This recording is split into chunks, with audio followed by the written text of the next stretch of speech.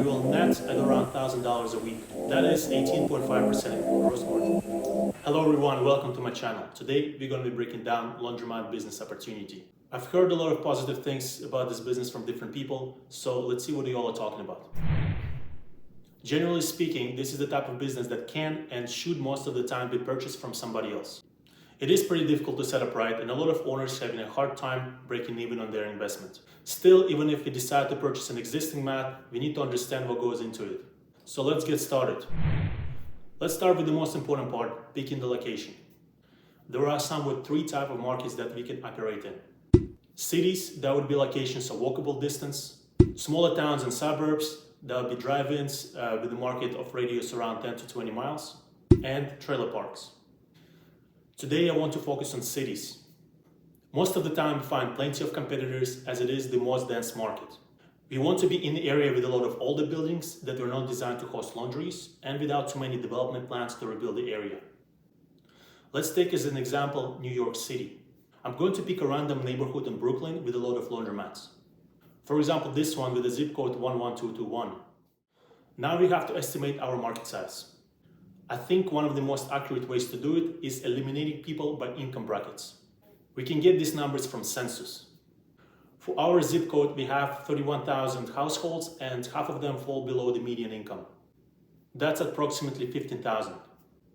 There are 13 mats in this area, so that's approximately 1,000 households per mat.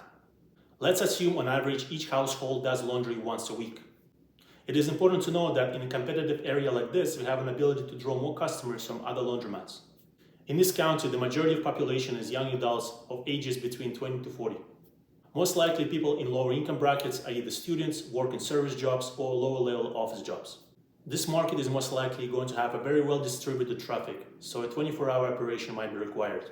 Still, naturally weekends, about 10 a.m. to 4 p.m. and workday evenings, 5 p.m. to 9 p.m. will be the busiest hours.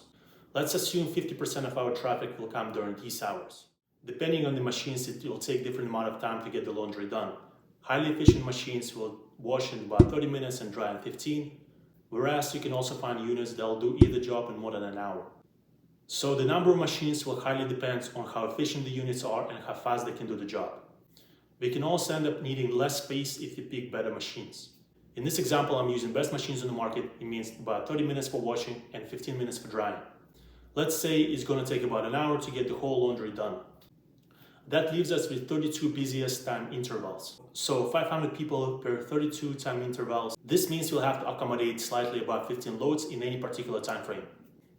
Ideally, we want to play around with different sizes of washers and dryers, but for sake of general evaluation, we're going to take the most popular model on the market and stack up our mat. That is 40-pound washers, Speed Queen SCT040, that will cost around $8,000 a piece. And 50-pound dryers, Speed Queen ST050, that will cost around $5,000.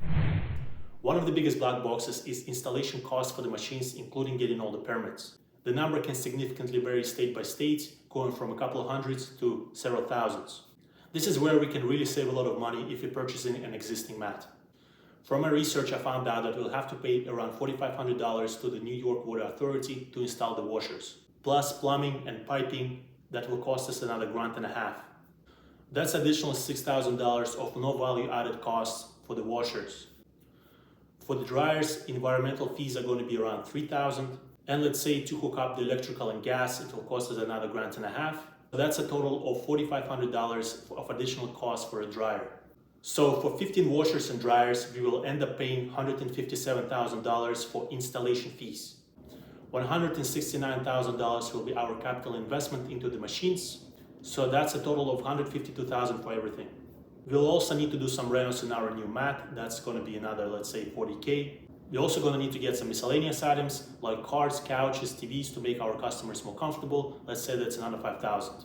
Plus a soap machine for another $1,000. So our total one-time costs come down to around $400,000. Now let's move to the weekly recurring costs. For washers, the main cost is water, about 2 cubic feet per wash. New York Water Authority charges 10.61 cents per cubic feet of water. That includes water supply and wastewater disposal. For 1,000 weekly cycles, we end up paying $212. For dryers, the gas will cost around 40 cents per cycle or $400 for 1,000 cycles. We will ballpark our electric costs into one number, that's around 3,000 kilowatt hours per week. For the mat to fit all of our machines plus have enough space for customers to move around, we're going to need around 1,000 square feet of space. In Brooklyn, space like this will cost around $50 per square foot per year. For us, that's $962 a week, plus commercial liability insurance and maintenance. Also, let's say our store is going to be unsupervised, but we're still going to need somebody to do cleanups and do regular checkups. That's around 4 hours a day at $15 an hour or $30 with overhead. That is $840 a week. I'm also adding loan payments here. That's the money that we're going to need for startup cost plus around 24 weeks of operation. You can see how much that's going to be totaling here. Okay, now let's talk about the good stuff, revenue. This one is pretty straightforward. The average prices for a single cycle in this area is around $3. Minus 8% tax, that's $276. I will also assume around 2% downtime in a year that will come down to around 2 weeks. So the total weekly revenue numbers you can see here. Now let's put it all together. Gross revenue, 5.4K a week, minus utilities, lease, labor, maintenance, insurance, loan payments. We will net at around $1,000 a week. That is 18.5% gross margin. With the profits like this, we'll be breaking even on our investment in about 8 years. There's a lot of room for cutting down the costs, like looking after the store ourselves and not paying for labor, or trying to increase the traffic into the mat through clever marketing.